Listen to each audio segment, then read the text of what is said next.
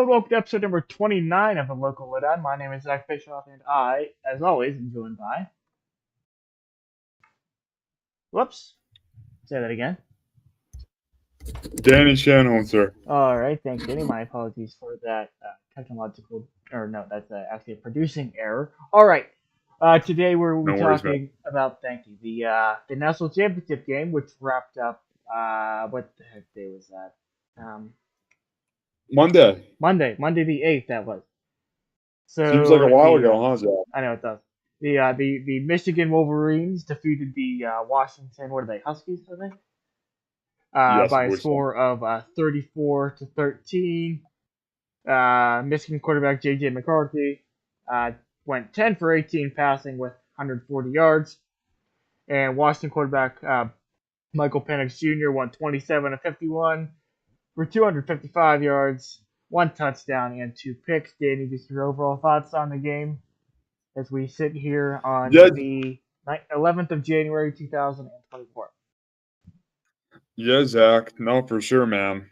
I thought that Michigan would,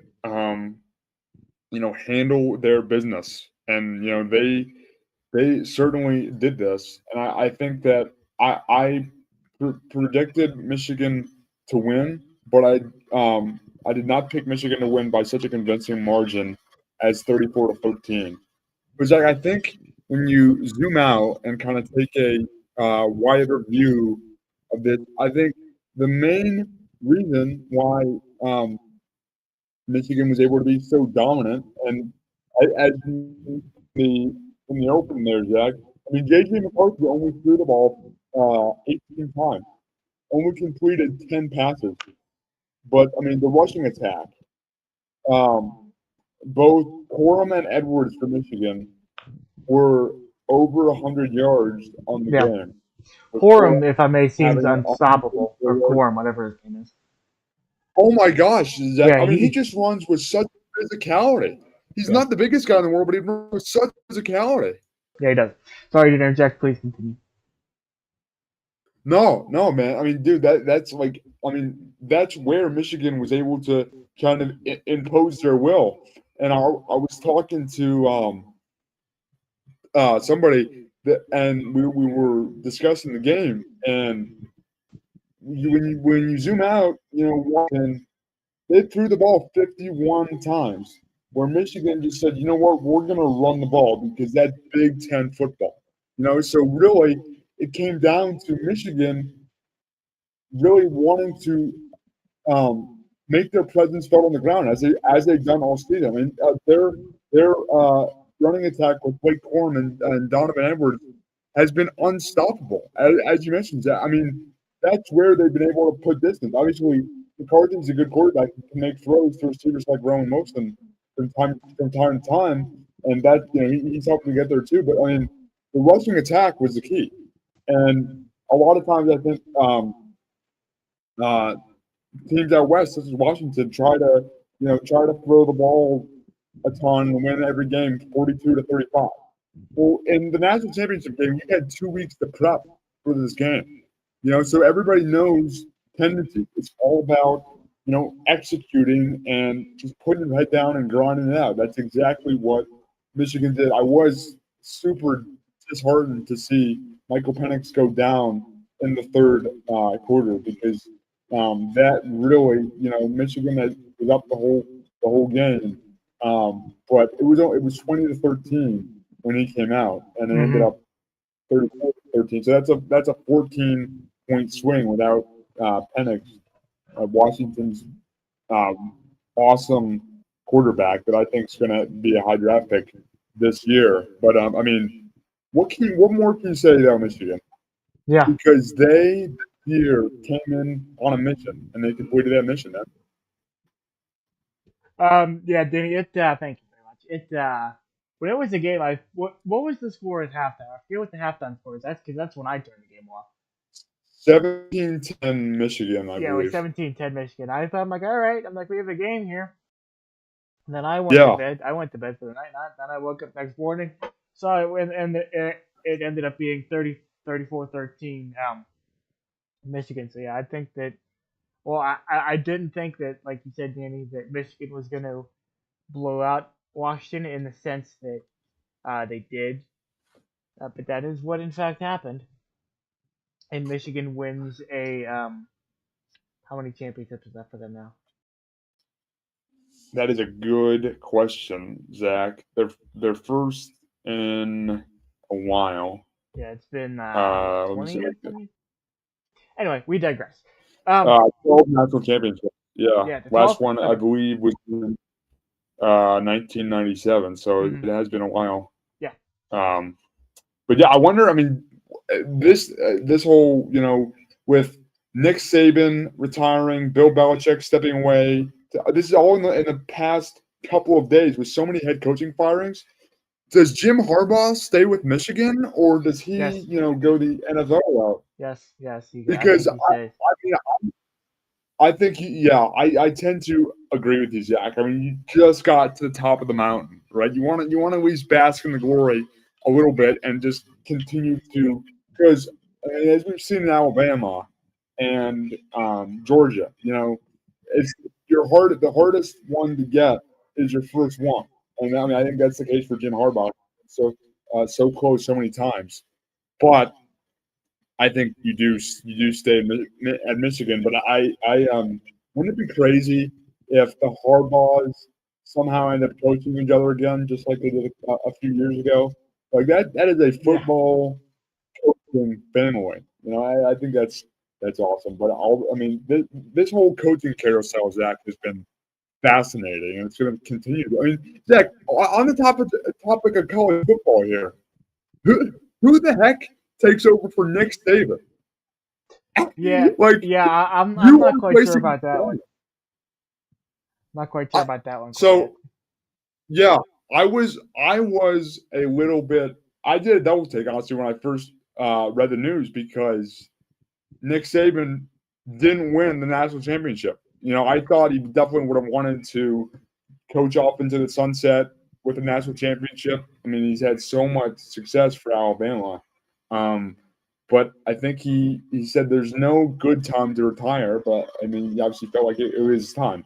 I wonder if, and this is going to be obviously fascinating to watch, that Dan Lanning, I think right now has the best odds to take over as coach of the Tide for he previously coached the Oregon, and he was doing the halftime show at the Michigan Washington game. So I wonder if he's trying to maybe while he's doing TV, maybe try to recruit and get transfers. I mean, Hmm. this is just going to be a heck of a college football offseason because Zach, I mean, we got Quinn Ewers just also said that he was staying.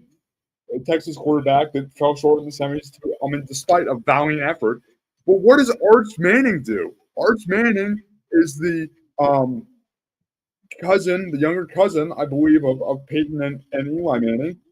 He's Hmm. making $8 million a year at Texas, and he might redshirt because Quinn Ewers is ahead of him.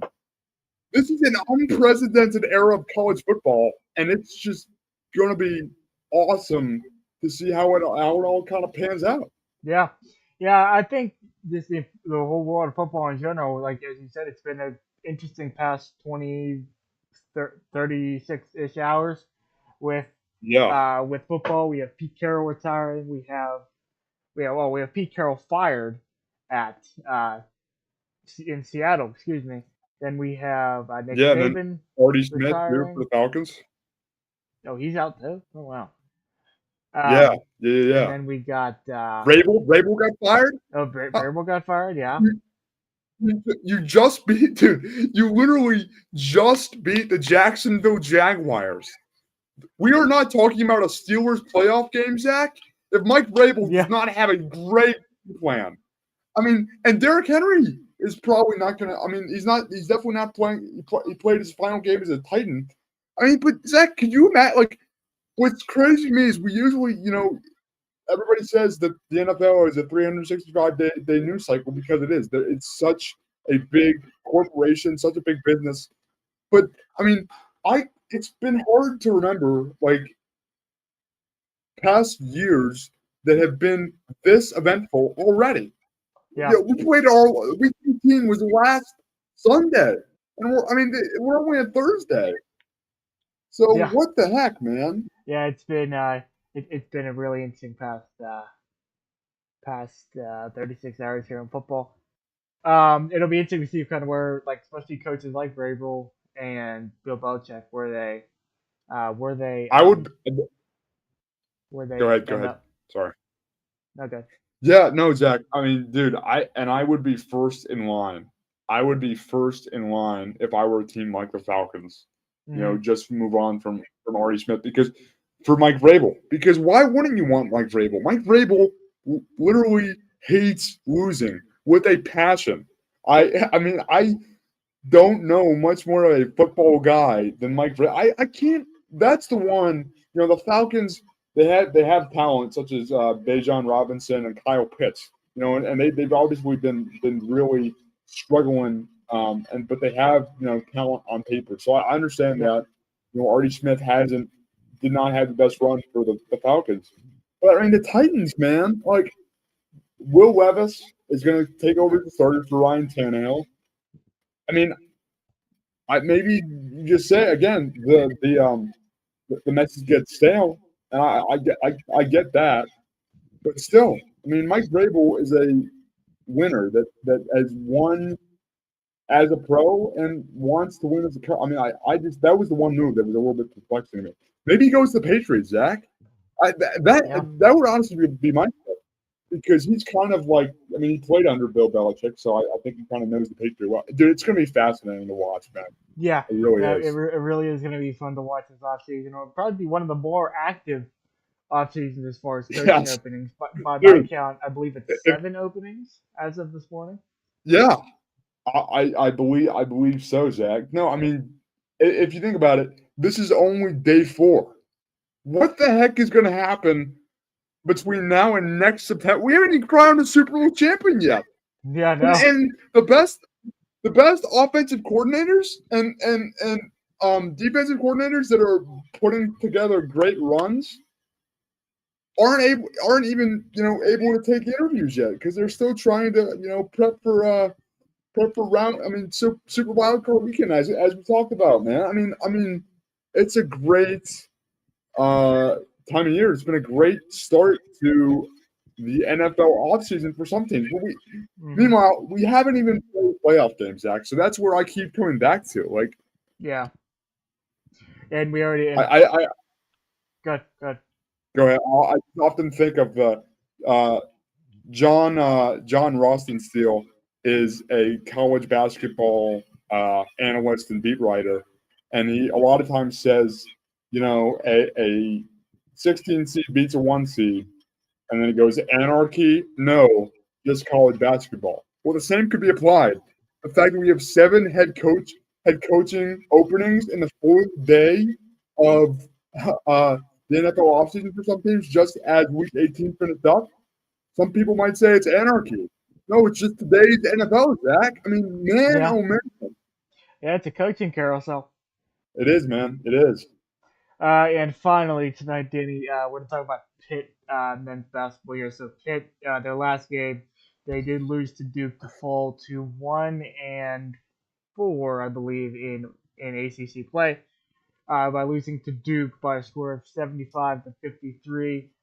Blake Hinson with 9 points, and Bub Carrington with 10 points. Danny, just your overall thoughts on the blowout loss handed down to Pitt. Yeah, Zach. No, I mean it's we're kind of going off the high. Obviously, Steelers made the playoffs. Got a game this Sunday against the Bills. It's Little like force, and little foreshadowing. Another Henry, programming note. Excuse me. A little programming note. go Sorry to ahead. interrupt you. For episode number 30, I accidentally said 31 in the episode, but it's episode 30. That will be airing. I believe I'm gonna put that out this Friday at noon Eastern Standard Time. That will be set as a premiere. That will not be live. We'll be talking about the previewing the Steelers vs Bills wildcard game, and it's also supposed to be a snow bowl with 50-mile-an-hour winds. So Yeah, that should make for a fun kicking game. Yeah, but Oh, definitely. that is once It's gonna again. be I mean, great. we can revisit that in a second. Yeah, since we recorded that, I've seen reports that it's going to be like 50 plus mile an hour wind gusts, which will make the kicking game darn near impossible. I would Yes, kind of like to 100%. see the. No, I saw there were rumors. I don't believe these were true that they were going to move the game from Buffalo to Cleveland. I don't think that's happening. I don't know how much that would honestly. I mean, I know Buffalo is like literally in the snow belt, but like, It I is. don't know They how are. much that would actually help. No. Um, uh, that's because Cleveland. I mean, dude, it can honestly be just as bad, if not worse. So I mean, Yeah. I Yeah. think you just got to deal with Cleveland's not all the. that far from Erie, which gets just as hit You're right, much as dude. Erie's right there. You're right.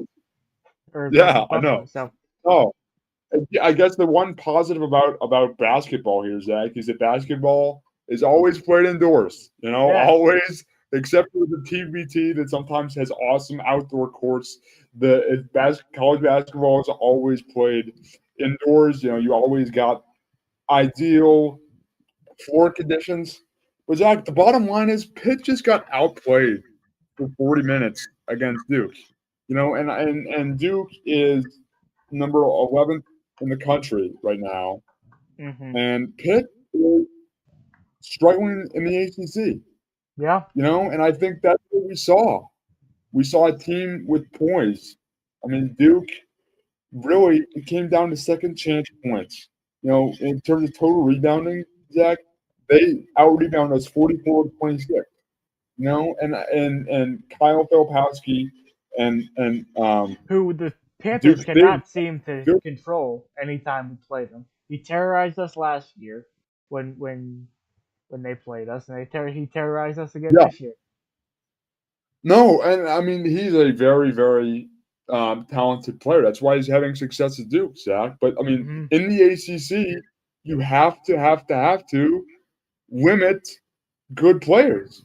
You know that's the name of the game on defense is don't make their best player or players hurt you. And Yeah. Duke did that to perfection, Zach. As you mentioned, Blake Henson, who we mentioned, has got to shoot the ball better. Only at 8 points. Yeah. And Bob Carrington. Go ahead. And sorry, Bub or not Bub, Blake Henson rather. He seems to be, if he's not shooting threes, he's pretty much useless out there. That's pretty Oh, that's my observation of him. yeah, Hinson's. I would say he's a very streaky shooter because again, when he's on, there's nobody better than him on the floor. But when Yeah. he's off, you know, he gets going in a slump, and that's apparent. You know, and that happens in basketball. But like Blake Henson is a leader on this Pitt team. You know, he was there for the tournament run last year. He's been under guys like Jamarius Burton. You know, so he knows how the formula for winning the ACC, and Hmm. this is not it. I mean, Zach, it wasn't. It honestly was just rebounding, Zach. I mean, we shoot it. We only shot seven free throws, which we got to get to the line more, but we shot 6 for 7 from the line. You know, so Hmm. that's been a cause for concern, but that wasn't a cause for concern against Duke. But I think we just gotta like we had no presence inside, and that way I mean, Duke just forced us into bad shots. Yeah. And for like Pitt, we talked about this a little bit last time we brought up Pitt basketball, but I mean it's kind of getting late early for the Panthers here, guys. It Like is. It because is. And non-conference schedule is so bad. yeah. And Ken in the chat brings up good evening to you, Ken. By the way, Ken says, "Is Capel on the proverbial hot seat if Pitt ends up in the bottom four on the ACC rankings?" Yes, yes, he should be. I No, don't. I completely agree. Yeah, he definitely should be, Zach. Yes. Definitely should be because I think it's like you have such a high getting to the AC or the NCAA tournament, doing well in the ACC tournament, Hmm. you know. And if we continue down this path, Zach, it's almost like Kevin Stallings all over again. You know, Yeah. like He took Yeah, over it's for Jamie Dixon, and I mean, he did not have any success at all. But Jamie Dixon really left. I mean, he was the coach when we got to the NCAA tournament with somewhat regularity, and made good runs in the ACC tournament. You mm-hmm. know, aside from, I mean, Zach, 2 years ago we lost in the first round of the ACC tournament. We Yeah, were the 13th seed, and that just came down to us not being able to shoot free throws. yeah, Us not being able to shoot free throws. That's been a repeated problem for us. yeah. That's been Like, yeah. That really has been an issue. Consistency from the charity stripe, and that, and with, and like I said, with Blake Hinson being in a slump, against Duke, that really does not bode well for the rest of the season. no, And I also don't think and, that and that no, I just again, Zach, like we got to figure things out quick because we play Syracuse again on Tuesday. mm-hmm, So it's like, and that's already one ACC team on Tuesday. We're gonna be done playing them. yeah, And again, we're sitting at 10-6, but all our wins except for the win against Oregon State, which they're not a very good Pac-12 team or Pac-2 team now. But they I mean that's our only notable win, honestly, except for Louisville. But they stink too. yeah, Like, so we got to start winning games that matter, Zach. We really do.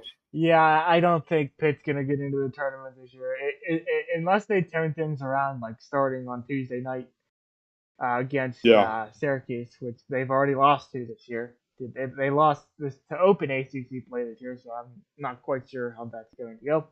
But that will be interesting to see if Pitt can turn it around when it matters Uh, most. Danny, you're no, Zach. Just before we wrap it up here, man.